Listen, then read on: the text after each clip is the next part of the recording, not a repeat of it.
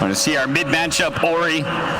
He has really impressed me this tournament, man. He's been impressing me for the last 2 years as a player who just seems to get better every year and has been one of the top performing mid laners. See how he does against Nisha's Arc Warden. Bottom lane, we're already going to have a first blood, though. Eurus does manage to pick it up on Puppey as the aggro Dro tri-lane catches Secret off guards. That is throw Rocket Flare over there.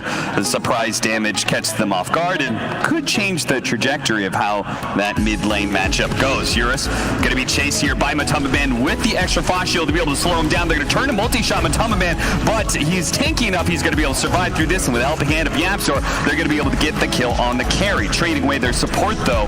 DY helps to get a little damage onto YapzOr. Vici Gaming a little bit more limited, just the fact that they do have 2 melee supports. In the last year have kind of transitioned a lot more into stable laning as position 4 to get those levels. YapzOr is very good at rune control, and it makes a big difference in these killer matchups. Oh, the waiting rip forward or backwards, but the stun lasts too long. YapzOr once again proving back in the laning phase sometimes.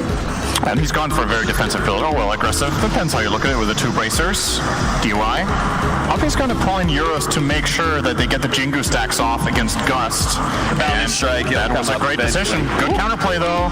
This is a really sick one. If they can actually bring down both these heroes, the Monkey King trying to get away from the puck, but just won't be able to do so. The multi-shot comes out to slow down Puppey as well. A double kill for Eurus.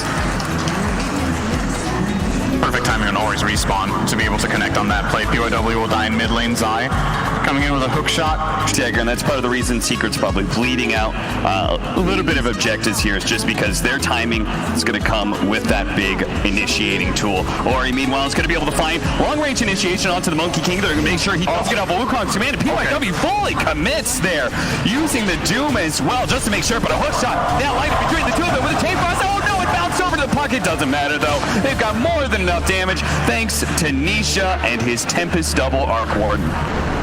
There's that clockwork factor. If you fight a team next to their tower, it's so easy for him to connect. It almost feels like Disruptor in that way that, sure, you got a kill, but can you get back out? The reach is just insane. YapzOr perfect position here. Okay. He's going to be able to help Ori out. Ori, really smart positioning with all of those spells. We'll see whether or not they can turn this around as Zai is going to be chased down. Puppey, he's going to go down to Ori. Meanwhile, the clockwork is kind of stuck. Zai is going to be saved by Fisher, slowed down a little bit. That last couple of shots does land on him, and PYW's on the other side. Slowing down Ori, and the rest of the crew will try and take down Nisha's Tempest double for the extra gold. And all around a good turn by Vici Gaming. Ori's hero has been so good for the teams that really use it well. It like feels broken when you watch it sometimes, but it really is just, it's a communication hero in my opinion. It's so much about understanding how to rotate for each other as a team, because most of the time Puck's ability to solo kill isn't nearly what it was before with the other attack damage talent. Eurus in trouble, surrounded by the Wukong's command, a clockwork on his way. Good silence, but at the end of the day, he can't get out of that Wukong's command. Now with the Echo Saber, it's too strong. Oh, Sinister Gaze instantly put onto Ori. He's going to have to try and run away with the Flux still on him, and the Spark Wraith on its way. Chain Frost as well. Face Shift just won't come up in time. Another great kill. PYW back over the bottom lane. Secret is everywhere right now. They're going to be able to claim him. Yang, a much harder kill to pick up, but they're still going to try for it as Zai bounces them back with the cogs. Finally, the ultimate is going to be forced. They're going to try and stick with him a little bit, just slowing him down. DY is here, though, with the Brambles, the Overgrowth. They're going to slow down these heroes underneath the tower. Their turnaround onto Zai will be successful to get that kill, but DY has to get away from Matumbaman, whose lifesteal is allowing him to survive through with the Boundless Strike, healing him up a little bit more. He claims the kill into DY, but multi-shot just in time. A jump away is not up. Yay. Does manage to get him with the missed coil, and a killing spree going the way of Yang for that as well. I mean, they're going to have a hard time pushing towers, that's for sure. But we'll see as they all push into mid lane, and Secret, they may be not ready to contest this. They are going to get the Fisher onto Ori, but they're still stuck underneath the coil. They're going to be able to get the Doom onto the real Arc Warden here. Yang pursuing, trying to chase him down with the multi-shot going out as well. The Chain Frost a little off the mark, but Yang committing and does manage to bring down Nisha. At the end, they had Matumbaman up at that top lane. They didn't bring enough heroes to this fight. Now Secret's going to probably lose it here with the Overgrowth. Locked onto 2, locking onto that clockwork, but DY at the same time, a little bit of turnaround by YapzOr trying to kill him. Ori stopping that Sinister Sinister Gaze with a silent multi-shot and a missed coil. Takes down Puppey as well. Vici Gaming swarming into that mid lane. Matumbaman finally showing up with the Echo Slam onto 2. Can they win this engagement against superior numbers? Here is going for a fade TP out, but the Fisher stops him. Only 1 kill though. The rest of Vici Gaming low, but still alive. You need to be able to reposition your entire lineup most of the time. So the other item that works is obviously BKB. This one on the way for Doom. Oh, well, being built. If it was on the way, they would be in a really good spot.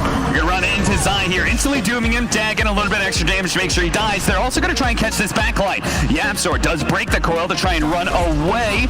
Does also have that Shadow Amulet to be able to protect him. They didn't realize when he got around the tree, so they thought he actually escaped away. Nice hold there from the Overgrowth to make sure that Puppey dies, and they caught the Monkey King. What a disaster that would have been if they don't catch those extra heroes. Sweet juke by YapzOr, though. Really Mac and team fight items rather than the Meteor Hammer that we see to focus on split pushing. I think we were talking about, oh, wait a second. Echo Slam leading off. They had the Balder Strike to follow it up as well. Just so much chain stun that Ori doesn't stand a chance. He would have actually lived if that Monkey King stun didn't clip the Treant. I think, don't get any ideas, Ice Frog. I know you're watching.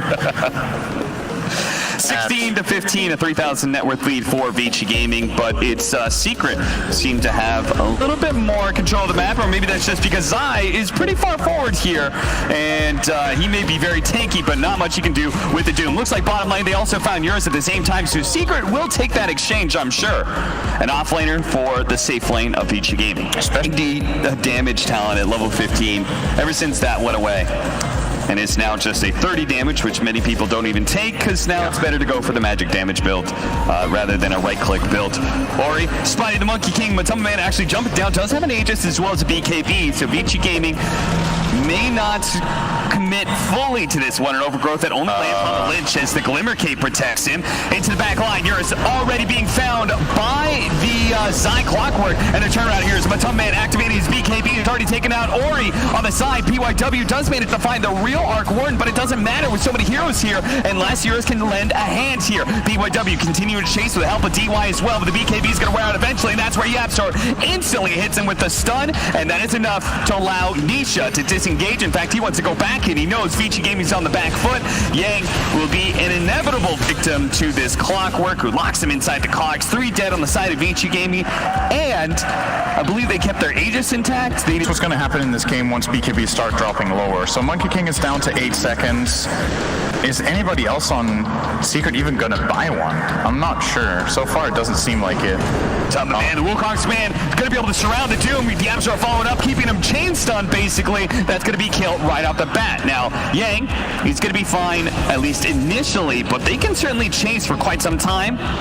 Vici Gaming, thought they were going to go for TPs in. Instead, they go for TPs out, and perhaps just leaving Yang behind. Pops his ultimate, but he has a long ways to go, sadly. And Matumbaman has infinite chase. So unless he can somehow juke through the trees, which seems unlikely, especially with Zai the other side of things, then he will fall as well. 2 down. Of all things, the power cogs got the... Hey, Eurus. 22. Eurus in trouble. Echo Slam just to seal the deal. 2 becomes 3, and all of a sudden Vici Gaming's base is looking very exposed. I didn't see it. Bounty room. Very first try. Well, okay.